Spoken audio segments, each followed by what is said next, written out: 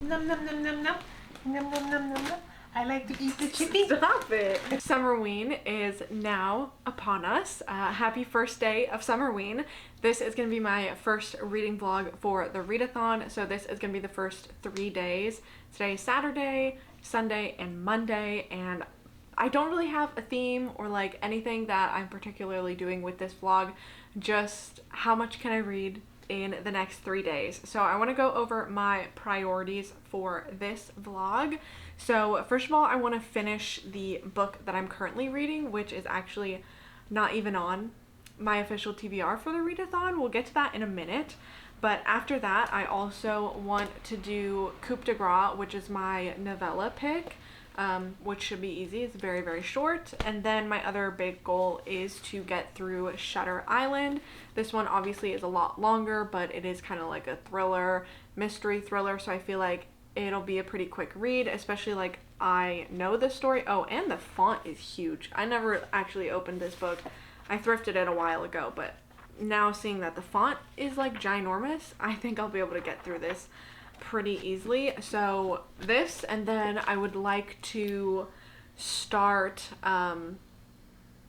one of the vampire books, because that's the next vlog that I'm gonna do for the rest of the readathon. I'm gonna read my vampire books, and then that will be like a dedicated vlog.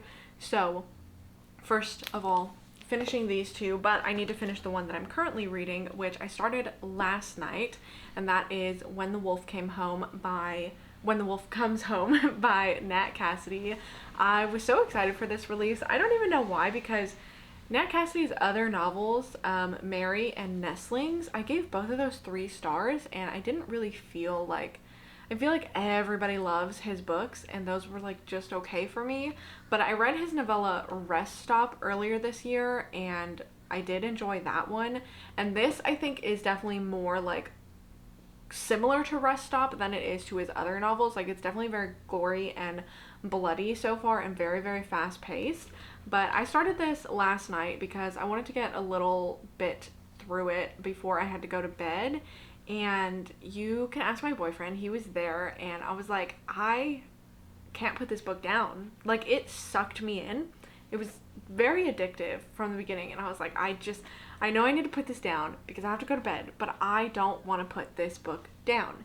And then I read a little bit on break today. I had to work today, and now I am at part 2. So it was a great place to stop. I'll tell you a little bit about the book while we're sitting here.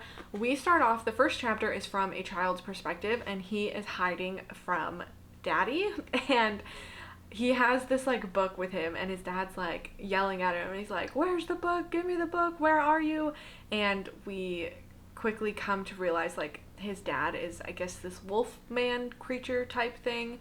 And then the next chapter we switch to our main character, who we're following, Jess, and she is working the night shift at a diner. So it's like midnight, and it's just a weird kind of shady situation, but she ends up going home, and then she hears this like whimpering from the bushes outside of her apartment, and this little 5-year-old boy comes out, and he's like, "You have to help me, daddy's coming." And she's like, "What do you mean? I'll help you, I'll keep you safe." And then the dad shows up, and he's like butt naked and like going crazy. And then this creature shows up, and I think Jess has kind of pieced together that the dad and the creature are the same person, are the same being. So I don't fully know the situation with that yet. I'm assuming it's like a wolf man type of thing. That's how they're referring to him. That's, you know, the title. But it's been very, very gory and bloody and action-packed. There's a lot of murder, and now there are some really interesting elements coming in with the child and things that he might be able to do.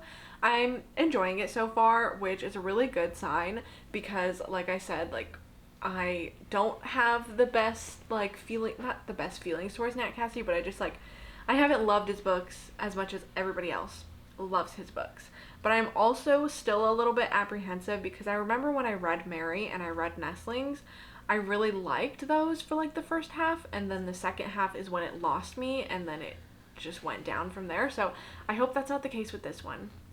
But first things first, I'm going to finish this, and then I'm going to work on the other reads this weekend. Also, can we just take a moment, because I feel like the colors of all of these covers go really well together and is very satisfying to me. Anyway, that's my plans. I'll see you guys when I get some more reading done. So, I have my books. I have my snacks. I got some dill pickle chips. I don't get chips very often, but I don't know, I was feeling pickly today. And then my boyfriend got these, they're Lay's wavy chips, but they're wavy Funyuns? I don't know, they're interesting. I think I like them. But we're ready, we're stocked up and we're ready to read. I'm ready to read, I don't know what he's gonna do.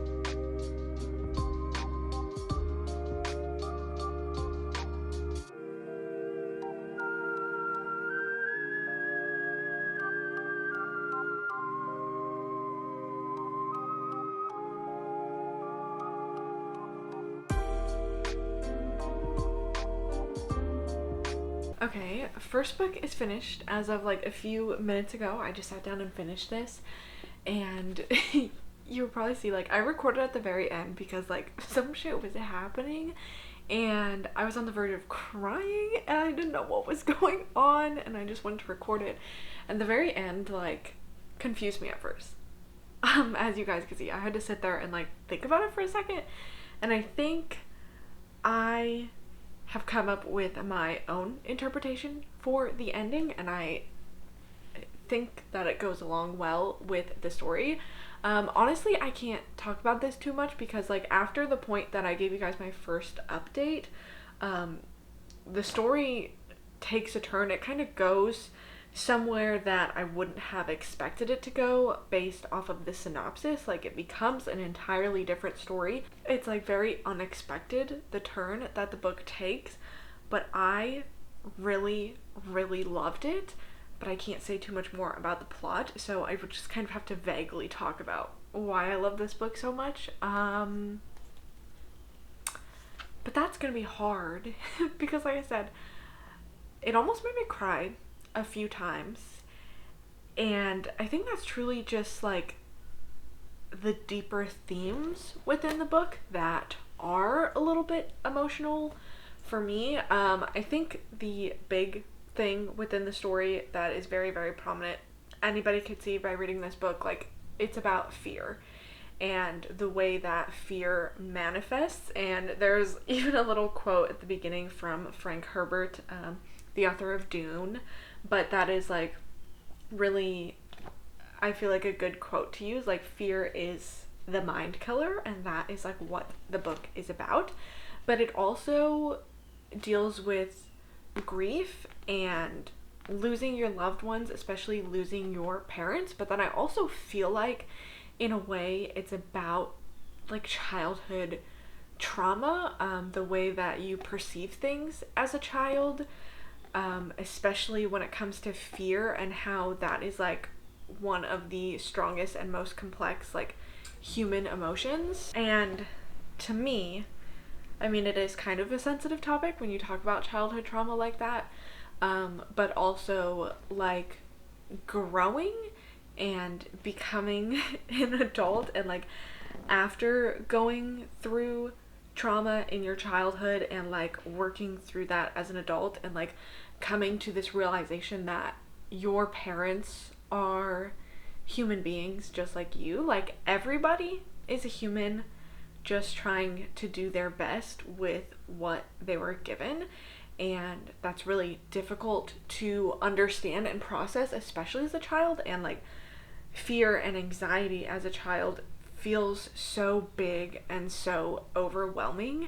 And it's about that, and it's about manifestation, which is definitely a power that I believe in. I think everybody has like powers that a lot of people don't like to believe or don't like to talk about, and I think manifestation is one of those. And I think that goes both ways. You can manifest incredibly positive and incredible wonderful things for yourself, but anxiety and fear can manifest as well into your life. And fear is such a, like I said, a very complex human emotion, but it's also such a big part of the human experience. Fear and grief and these things that we deem as negative emotions, but they're not, they shouldn't be viewed that way as negative. It's just a part of the experience, and how, you know, overcoming fear and overcoming your anxiety is a big thing that you have to do in your life, but it's also always going to be there because that's a natural thing as humans to experience. I feel like I'm just kind of rambling, and I don't even know if I'm making sense, but like there is so much like deeper meaning and like messages hidden within the story that I really, really enjoyed and really spoke to me on like a personal level. But then also like on a surface level, as far as like just being a horror book, that was fantastic as well. Like the imagery was great. Nat Cassidy's an excellent author. It was gory and it was bloody and it was anxiety inducing and scary, but also like, you know, emotional, like pulling at your heartstrings. It's, I don't know. I just really liked it, and I can't talk about too much. It's also like mind bending and like psychological at times. There is like one specific scene that I loved so much. Like I'll probably reread it again. If you have the book, it's chapter 45 and I guess technically chapter 46 as well, but what happens there and the way that it's described is like insane to me. Like I loved it so much, and I'm so happy. If you can't tell, this is definitely a 5-star, and this is like, I don't know if, well, I guess I was gonna say my mid-year freak out, my mid-year tag or whatever isn't up yet, but in there I talked about how like I feel like I haven't been having that many 5 stars, or like having books that really stand out to me that I'm like, this is gonna be a favorite at the end of the year. And it feels so good to have read this and feel so good about it that I can guarantee it will be in my top 10 at the end of the year. Probably my top 5. Dare I even say my top 3. Like this is probably, well, I don't want to say the best book of the year so far. I think I'd have to put further reflection on that. The best horror book that I've read this year so far. And I'm so happy that this worked so well for me. I don't think it will be for everybody, but if you can really get immersed in the story and really think about the deeper themes within the story below the surface level, I loved this. And I wasn't sure how to feel about the ending at first. Like I'm still a little bit fucked up about the ending, I'm not gonna lie, but I think that it makes sense with the story and with everything that I just talked about as far as fear being like the big theme, childhood, parenthood, protecting those you love, dealing with the loss of those you love, mourning something that you never had. I think Nat Cassidy just like wrapped up all of these emotions and put it into this like crazy bloody horror story, and it all came together so well. And I'm just like blown away, because you guys know I didn't have high hopes going into this because of my past experience with Nat Cassidy's other books, but this was truly fantastic. And wow, I'm gonna be thinking about this one for a while. First book of Summerween is done. I think I'm gonna move on to Coup De Grace now, because I want something short that I can get through today, but I don't know. I feel like I might need some time, because like this truly changed my brain chemistry and impacted me very heavily. So I'm gonna sit and ponder this for a little bit and then move on to my next book. I am halfway through this book now and I am not having a good time. It feels like the author wrote this book and then took every single word in it and looked it up in a thesaurus and then replaced all of them with much more complicated words for absolutely no reason, and it didn't work well. Like, the writing is honestly so infuriating to read. It's kind of painful to read this book. Like, it doesn't flow well at all, and it just, I don't know. I'm kind of hating this. And it also, like, because it's like so overwritten and it's painful and I don't get the point of it. And because it's so overwritten, it makes it really hard to hold on to the plot. Not that there's much plot to begin with, which, like, is fine.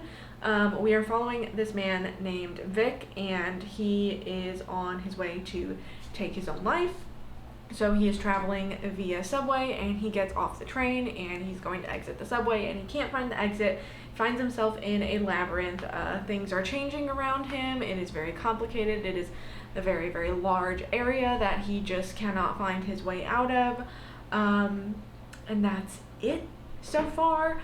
But the writing is, like, the worst part about this so far. Like, it's kind of giving me a headache.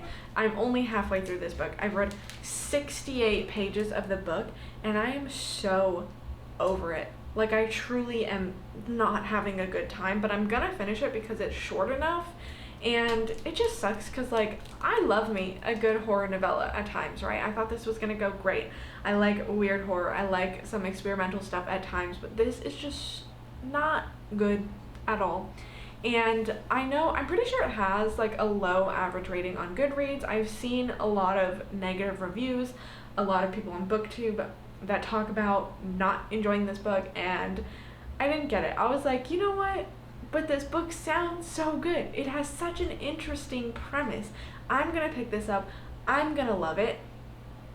And now I get it. Like, you guys were right. This is not good.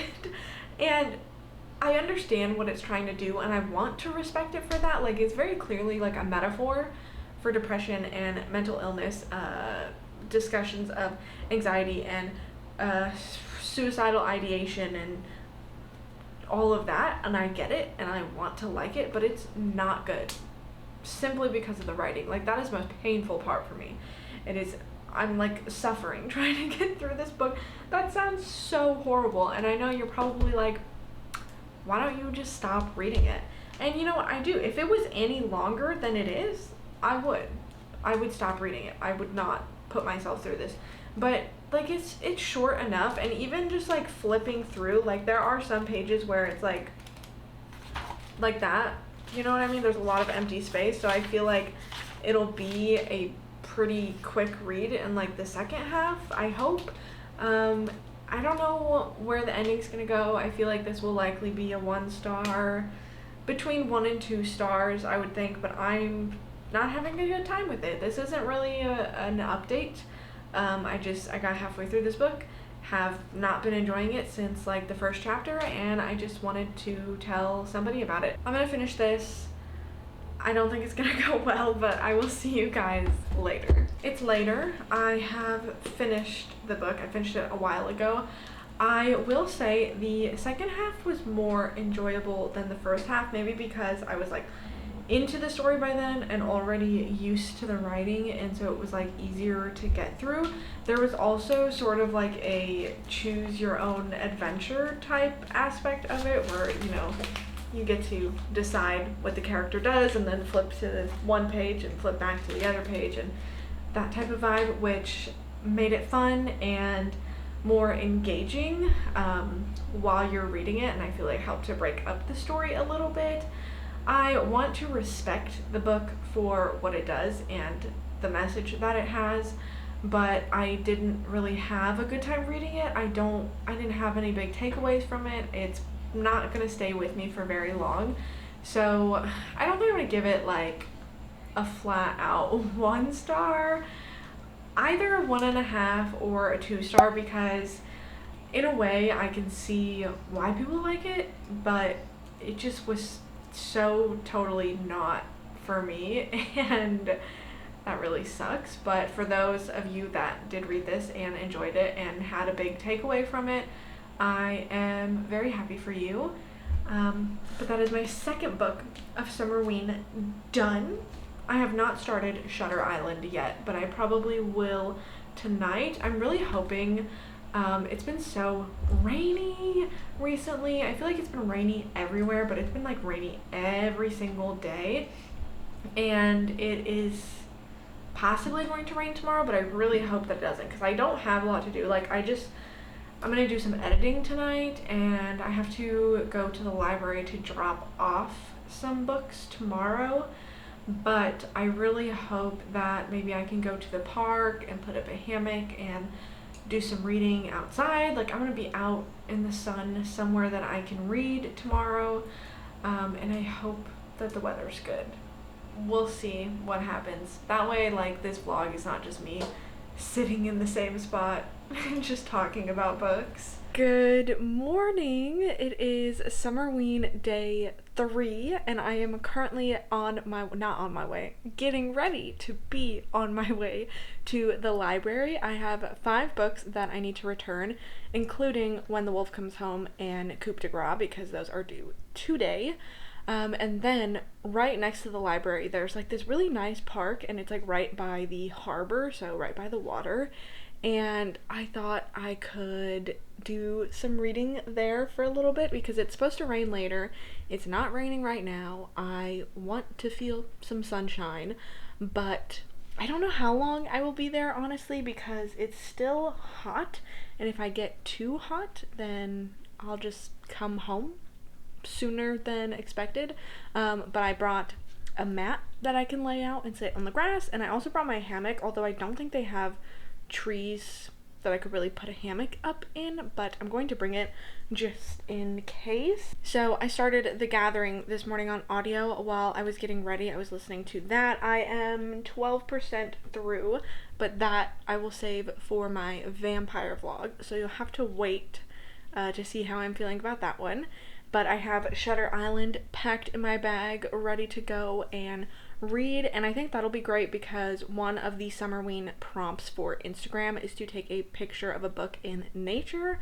So like I said, I'll be in a park, I'll be right by the water, so I think I could find a nice place to take a picture of that, and just do some reading.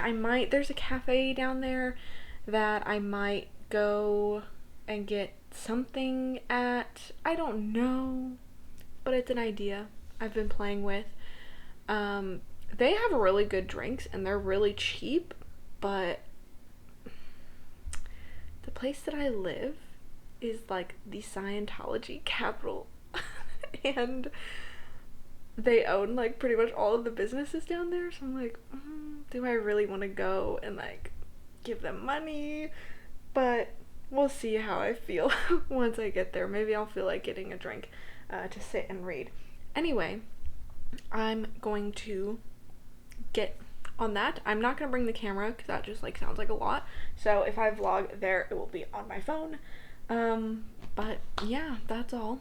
I'll see you guys at the park, and hopefully I don't get rained on because it's looking cloudy, and I know like closer to the water it might be worse and more windy, and we'll probably get hit by the rain first, but it's not supposed to rain until like 1 o'clock, so I've got some time. Hopefully I can make it there and back, and not get rained on. I'm just talking now, so I'm gonna go and I will see you guys in a little bit.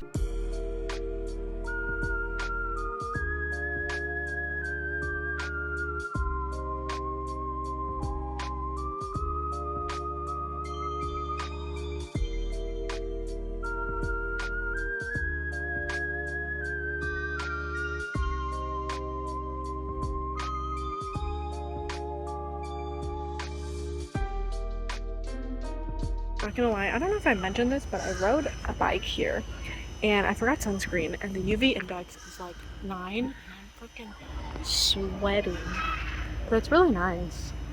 I found a bench with this view, so I'm gonna sit down and read. I don't know how long I'll be here, but at least I'm in the shade. Sorry if it's noisy. There's a bridge up here. So if you're hearing noise, that's what it's from.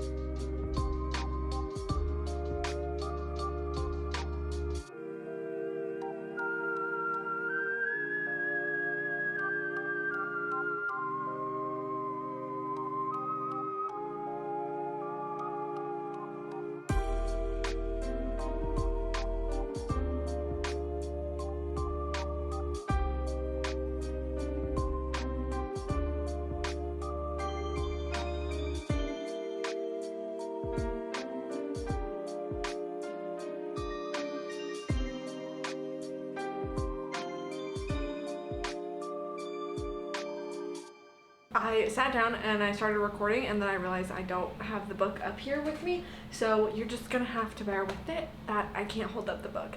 But clearly I'm home now. I took a shower, my hair is washed, my hair is clean, I had some food, and I just sat down at the computer. I'm gonna do some editing now on this vlog. Actually, the AC just turned on, and I'm sorry because I know it's really noisy, especially in this room. I apologize, but we won't be here for very long. And I have my Olipop. I put my Olipop in a nice little glass so that I could feel fancy. Anyways, so I started Shutter Island last night and I got like 50 pages in, and then this morning when I was at the park and I was reading, I got another 100 pages in. So I think I'm on page like 160 now, and I am enjoying it. I know I mentioned this a few times, but I have seen the movie. I've seen the movie more than once, so I do know the twist, and I will say, like, it's a good twist, and I'm really kind of sad now that I didn't read the book first, because I feel like it would be so much more interesting if I didn't know what the twist was. So in the book, it takes place in the 50s, I think 1954, and the main character that we are following is Teddy, and he is a U.S. Marshal, and he is sent to Shutter Island, where there is a hospital for the criminally insane, and he is there investigating this woman, a patient at the hospital who went missing. So all of the patients at this hospital are incredibly dangerous and are there for violent crimes. So it's kind of like a high stakes situation that this woman is missing. And it is a very interesting and complex case because the woman went missing around midnight. She was taken by an orderly to her room around 10 o'clock, and they went in for the next regular check at about midnight, and she wasn't there. And the way that the room is set up is not big enough for her to have escaped while the orderly was like looking in the room for her. So already they are perplexed by this. Then you take into account, okay, maybe if she did somehow sneak past the orderly and get out of the room, there's not anywhere that she really could have gone, because there's, you know, guards and like people that are posted at all of like the exits to this building and the hallway. But okay, if we take that, you know, and maybe somehow she got past every single person in this building and made it outside, where does she go from there? Because she's not on the island. They searched the entire island, they searched all the buildings, and they know that, okay, maybe she swam, but it's 11 miles to the nearest piece of land. It is not like calm seas, like the tide is very harsh. And if she did try to swim and she drowned, she would have already washed back up because of the way that the tide is at this island. So they have their work cut out for them. Teddy is there with a partner named Chuck, and that's pretty much it. They are interviewing the staff and they're interviewing the patients there and trying to figure out what happened to this woman, Rachel, because it seems like she just vanished into thin air. At the same time, Teddy has a lot of like personal stuff going on. His wife died tragically in a fire, and he also was like in the military in a war, so he's got a lot of trauma from that, and then a lot of grief with the death of his wife, and he is constantly plagued by these dreams and nightmares at times. He's just got a lot of like mental stuff going on that is on top of everything that he's dealing with the case. So the tension is definitely there. Like, tension is high, stakes are high, there's a storm coming to the island, and they are getting a very unsettled feeling from the hospital.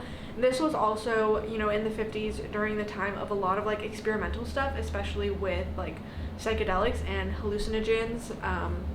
So there's talk of that, you know, there's rumors around the hospital and what kind of treatments that they have there, and if these people are actually suffering from these mental disorders, or if they are being experimented on and given these drugs that then induce psychosis in them. So there's a lot of different factors coming into the story, but I am liking it. I think the writing is just fine. There was one specific like graphic description of something Teddy, he was like shaving and he cut himself, and I think the way that that was described was done like really well and had me like cringing. I was like, that is so nasty. I liked that, but other than that, like, there's nothing really, I think, spectacular about the writing. It's just fine. I'm enjoying the story. I wish that I didn't know what the twist was, because then I could get so much more caught up in the mystery, but it's been pretty good so far. It's also been a very quick read, so I am looking forward to finishing that later. Like I said, I have to do some editing right now on this vlog, and then we'll go from there. I have officially finished Shutter Island, and I feel pretty good about giving this like a nice solid 4-star. It's not the best thing in the world, but it is still a very enjoyable story, and I think the atmosphere is something that is done really, really well, like being on the island with this storm coming in, and it's very isolated and secluded, and there's no way off the island until the ferry comes back, and the ferry can't come back until the storm is gone, and of course that just adds to all of the tension. This is one of those books for me that I feel like the twist is comparable almost to like Gone Girl, where like that, it's truly a twist that like shocks you, and I feel like not a lot of books do that, at least for me personally. I'm not going to talk much more about this one because I don't want to give anything away. Like, this is definitely one that you want to go into it with the least amount of information possible. If you have not read this yet, I would highly encourage you to, just because, like I said, like it's like one of those where I wish I could erase it from my brain and then go back in and experience it again for the first time, because it truly does shock you, and it's really, really fun. But that is book 3 finished on day 3 of Summerween. I'm going to wrap up this vlog so I can get it uploaded, and then the next vlog will be reading my vampire books. I'm so excited. But I just wanted to do a little check-in with the Summerween bingo board, which I don't know if I missed this like before the readathon, but I didn't see it until the readathon was on, and there's like extra prompts in here than were included initially in like the prompt post. Does that make sense? Like, there's 5 main prompts, and then the bingo board I didn't see until the readathon was going, so there are a few that I won't be able to complete, like read a book with 6 words in the title, or read a book that takes place in the desert. I didn't know that those were prompts for the readathon this year, so I don't know if I'll be, I don't think Vampires Val Morte takes place in the desert, does it? Because like it gives desert vibes. Well, it's like a ranch in 1840s Mexico. Does this count as a desert? tell me if this counts as a desert and if I can knock that thing off on the bingo board. But I just wanted to check in to see what I have accomplished so far. So read a book in the dark or at night, I did accomplish. I usually do that. I mean, I do most of my reading at night, but specifically for the readathon, I will just plug in like some Christmas lights and then read in the dark that way. Read a thriller or horror book. I have read both a thriller and a horror book. I don't know. Could you count this as having a night sky on the cover? I don't know, but I will complete that one before the end of the readathon. Anyways, read a book outside. I did that today. So I think right now for the bingo board, I just have those 3 things checked off. So I'm gonna try my best to get a bingo. I think watch a scary movie. I think I'm gonna do that tonight. So then that would complete that bingo that way. Read a book with the night sky on the cover. I will do, so I will complete the diagonal bingo as well. I don't know how much more of this I will complete before the end of the readathon, but I just wanted to check in at the end of day 3 and see where we were with that. So it's been pretty successful so far. I'm very happy, and I will see you guys for the next Summerween vlog.